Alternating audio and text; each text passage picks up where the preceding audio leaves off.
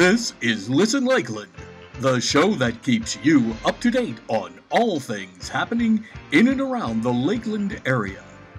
Here's your chance to plan your family activities and learn more about what your city government and your neighbors are doing to make Lakeland a great place to live, work, and play. Good morning. Thank you for joining us for the November edition of Listen Lakeland Radio Show, a show highlighting people, places, activities, and organizations that make our community an exceptional place to call home. I'm Kyle Fedler with Lakeland Vision. So the coronavirus pandemic has impacted just about all sectors of society, and one of the areas impacted the most has been higher education. Lakeland itself is blessed with multiple colleges and universities, and today we have representatives from two of those here to discuss how they are dealing with the coronavirus at their respective schools, and what short-term and long-term impacts have been. So our first guest is Dr. Brad Hollingshead, Provost and Vice President for Academic Affairs at Florida Southern College. Dr. Hollingshead, welcome, and could you just let the audience know a little bit about yourself? Sure, and thank you, Kyle, for having me on the show here. So I've been at Florida Southern now for 8 years. I started at Florida Southern as the Dean of Arts and Sciences, and 2 years ago moved into my role as Provost. Prior to coming here to Florida Southern, I taught English literature for about 25 years, and then began moving into some administrative roles. And here as Provost, I serve as the Chief Academic Officer, and so that gives me the privilege of working with our academic programs and our faculty and some of the functions here on campus that help to support academics, such as the library and the registrar. Wonderful. So I assume that Florida Southern, like all other institutions throughout the country, sent its students home in the middle of the last spring semester and went to remote instruction. Can you talk a little bit about that transition? How were you able to prepare for it? How did it go? How did students find that? Well, it was an abrupt transition, Kyle, and it is one that really we didn't have a lot of time to prepare for. But Florida Southern was lucky in this respect, that the time when the call came from the governor to go ahead and shut down institutions of higher learning, we were able to take about a week's time because of where we were in relationship to spring break to help faculty get some training in remote instruction, to work with one another and support one another, figuring out what it is that would best serve students and what kinds of technology that would not be all that useful to helping our students. And I think that the faculty and students here at Florida Southern did a terrific job of making that rather abrupt transition to remote instruction and making the most of it. So faculty were able to really engage students for those final weeks of last spring semester. Students, while it was a tough transition, nevertheless were able to perform well in their courses, continue with the work they had started that semester. And I would say that all in all, the outcomes were very positive because of the hard work of faculty and the commitment of students to really keep moving forward with their studies. Well, wonderful. Well, I'm sure that at that time you were probably hoping that fall semester would be a reboot, restart, and everything would be fully get back to normal. But I'm taking it that that's not the case. Can you talk a little bit about the current status of instruction at your institution? Yes, absolutely. In fact, when we first made that transition, we had dreams of being back in April or May. That did not materialize. So as we headed into the fall semester, the pandemic conditions had become somewhat severe the closer and closer we got to the fall semester. And so we planned very carefully for that fall semester, but found ourselves again having to pivot from a full return of students to a low density return, which meant that about half of our students who would live in college-owned housing were able to come back and enjoy and benefit from that housing, while other students, both voluntarily, but some of them not voluntarily, ended up learning remotely for the fall semester. So you have a combination of students who are learning face-to-face on campus, but also then remotely.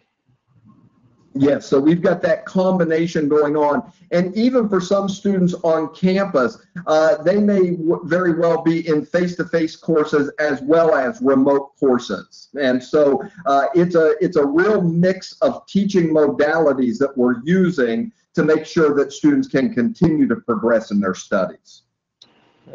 So with the students coming back, you said you've got about half, about 1,300 or so. Can you talk about the steps that the institution's taken to keep students and faculty and staff safe? Yeah, so we're taking, some of the fundamental precautions by requiring mask wearing in all of our classrooms and really in any public space where you're not going to be able to stay socially distanced. We reformatted each of our face-to-face classrooms so that we would maintain social distancing between students, as well as keeping faculty distant from the students at the appropriate levels.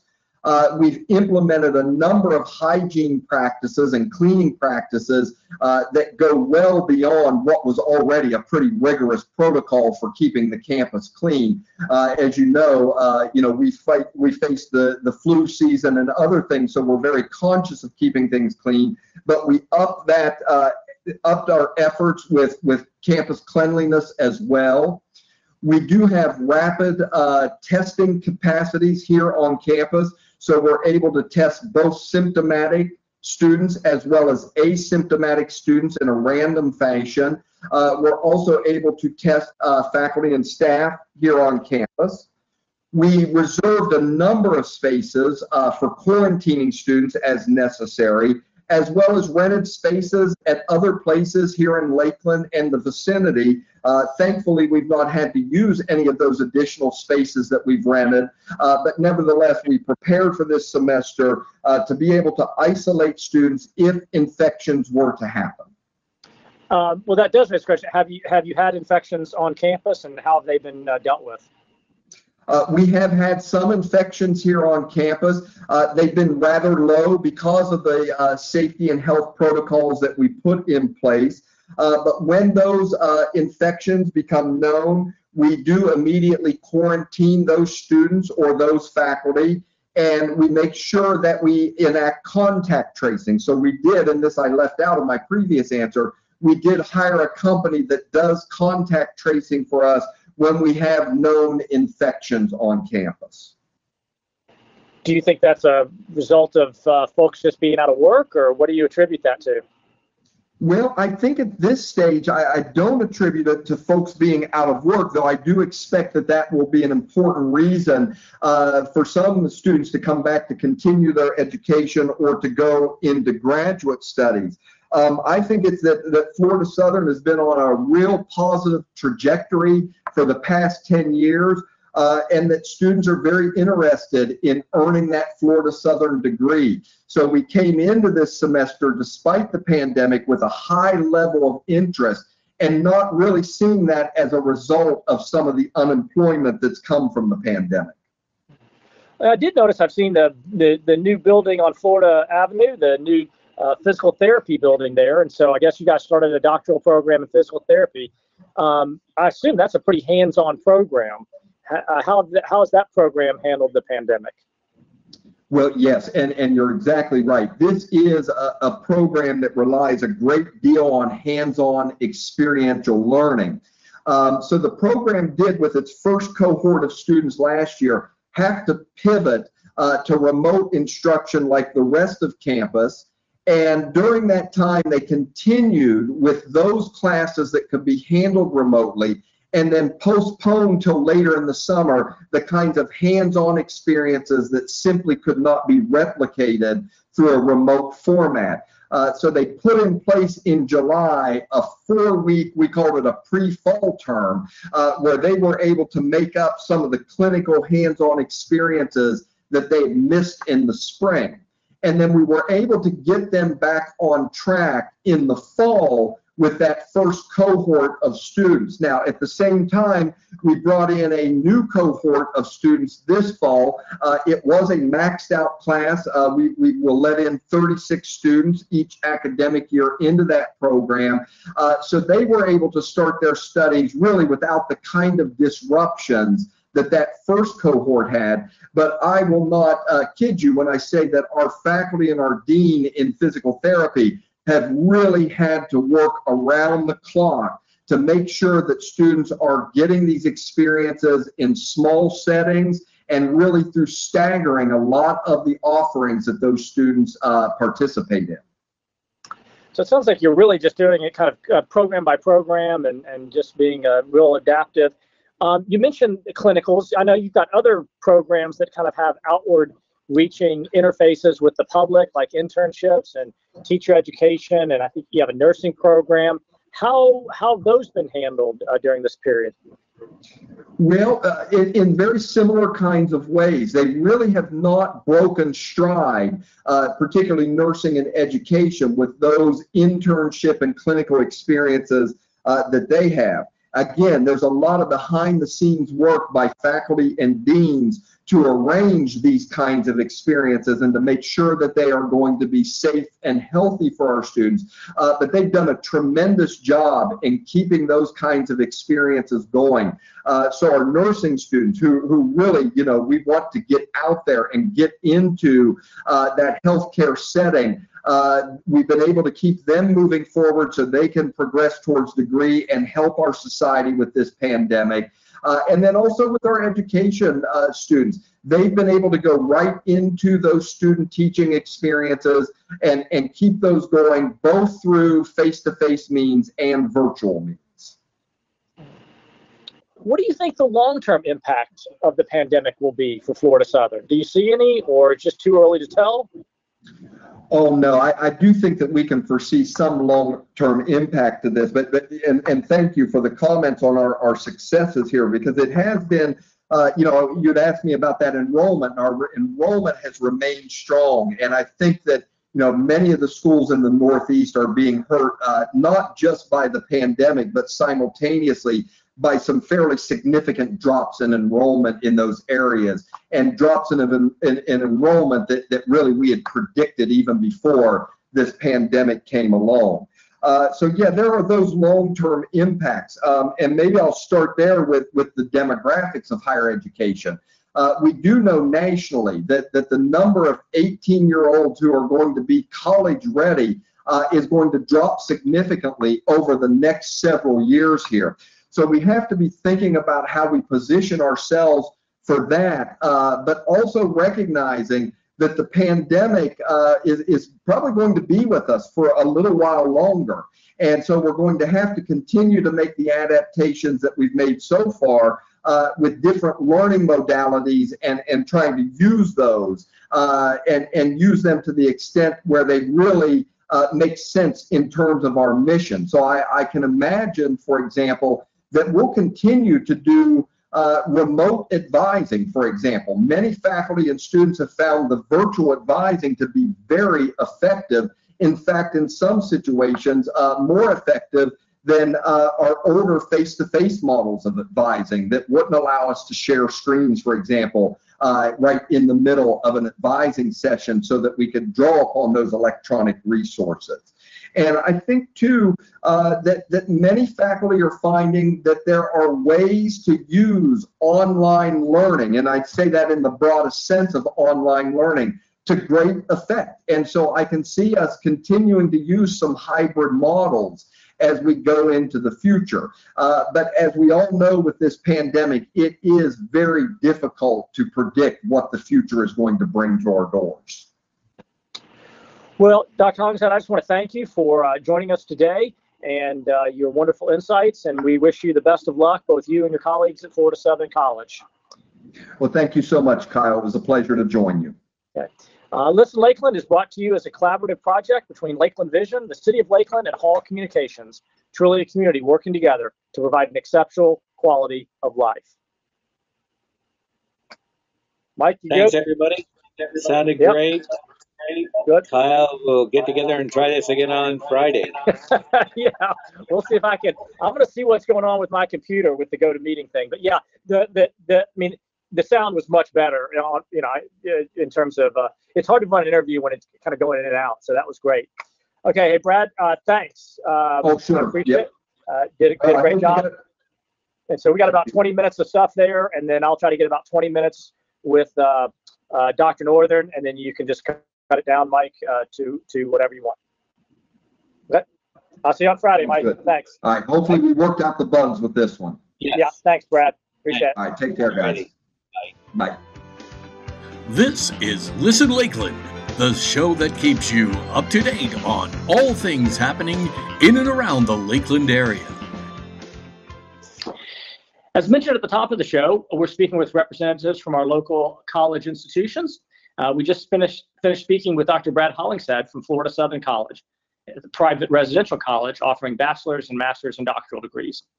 We now have the pleasure of hearing from Dr. Orathai Northern, Vice President of Workforce Education and Economic Development Academics at Polk State College. Polk State, as you know, has played a vital role in Polk County for decades, providing a wide range of degrees, continuing education, and workforce development. So welcome, Dr. Northern. Thank you so much for having me. Maybe we could begin by having you tell the listeners a little about yourself. How long have you been at Polk State, and what's your role there? I'd be happy to. So I started at Polk State in 2010. I started as an adjunct teaching English. I am an English nerd, and I came on full-time in the fall of 2011. I had the fortune of stepping into the department coordinator role for the English department on the Lakeland campus shortly after that. And then I switched up. Since I had put my toe in a little bit of kind of what administration would look like as department coordinator, I set my goals a little differently. And in 2016, I became the district dean of workforce. And then as of September of last year, I am able to serve as the vice president for workforce education and economic development. And in this role, I oversee most of the associate and science programs. The ones that I don't oversee are supervised by the vice president of academic affairs, and those are the ones that have a bachelor degree tied to them. I also oversee our corporate college and our Institute for Public Safety, which is our law enforcement academy. Wonderful. Sounds like you've got a full plate. I'd like to come back and maybe talk about a few of those and the impact specifically on those areas. But maybe we can go backwards a little bit and talk about, probably when the governor's orders came down last spring to start the lockdown here in Polk County and throughout the state, I assume that Polk State transitioned to fully remote learning. Is that right? That is correct. So mid-March, we quickly, like every other institution, we quickly pivoted to an online instruction, and we continued so over the summer. For this particular fall term, we are still predominantly online. We have about 7% of the classes offered in person, and about 16% are offered as a hybrid, where you'll have a little bit of face-to-face instruction, and the rest is online. Workforce programs are interesting because they require some hands-on practicals, if you will. And so we have limited the class size. We have ensured that we're abiding by strict health and safety protocols if those clinicals and simulations and labs are meeting on campus. So I assume, did you guys do a lot of remote education even before this came into place, or is this something that's fairly new for Polk State? I would not say this is something new. We did have a robust online course delivery, but certainly the volume increased, and I know that many of our faculty who are, I would say, more comfortable teaching face-to-face had to pivot quickly and gain another level of, gain a mastery, if you will, of our learning management system. So there was some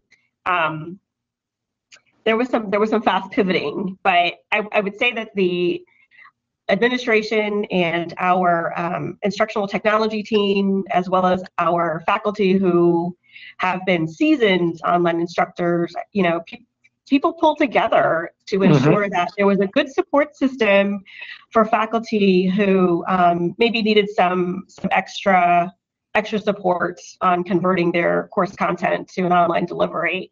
And obviously that's not just faculty, right? I mean, that's also our students who may not necessarily be as comfortable with an online course as they would be with a hybrid or a face-to-face. So providing some additional support systems was key. Yeah. So it sounds like the faculty who were more comfortable, who'd already experienced this kind of teaching mode, helped the faculty who this was kind of brand new for, and then it sounds like your information technology team. Was there some professional development available for your faculty members who'd never taught this way before? Yes. So the instructional technology team, who are generally inherently responsible for supporting faculty for doing the training for online course delivery, they ramped up their support systems. So to go back to the faculty who help faculty, in January of 2018, Polk State changed learning management systems to Canvas. And so it was at that point that we had some faculty who helped kind of pioneer the LMS. And as a matter of fact, they were called Canvas Pioneers. And that is a core of volunteers, if you will, who also stepped up in the spring to help support their colleagues. So we're really fortunate to have that pool of volunteers already in place. Well, many of your students are also working adults, Dr. Yes. Northern, many with families, and some may have even lost their jobs or taking on additional responsibilities with children studying remotely. Can you talk about how this pandemic has affected those kinds of students who are trying to balance so many gifts? Absolutely. And, our fall enrollment was about 7% lower than it was in fall 2019. And I think that percentage is a reflection of the kinds of challenges that many of our students face. And so, as you said, about 3/4 of our population are part-time, and many of them are non-traditional. And absolutely, they are juggling jobs and families. And then now, during the pandemic, there are additional challenges, right? And so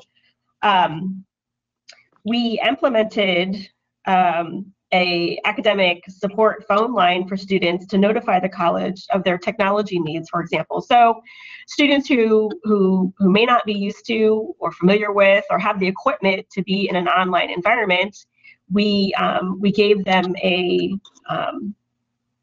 hotline, if you will. I put that in quotes. A hotline, if you will. So if they had technology needs, they might reach out to us. And so the college has been able to provide laptops and webcams for these students. And the college and local municipalities partnered in the spring to launch free Wi-Fi hotspots in safe public spaces in Winter Haven as well as Haines City. And so I think what this pandemic has certainly punctuated is the digital divide across the county, and so we have ramped up our efforts and maintained those efforts to ensure that students have what they need to succeed in this environment. And clearly we're still here, as we look to spring term. So. And yeah, it certainly has exacerbated the digital divide, especially at a place like Polk State, where, as you said, 3/4 of your students are part-time and they're local, and many are juggling many different things. Well, you answered one of my questions was about the enrollment. So you said you've seen a 7% decrease. I recently read in a trade magazine that community colleges or state colleges, as our system is known, have some have experienced this as large as 25% decrease. So why do you think that you guys have bucked that trend a little bit?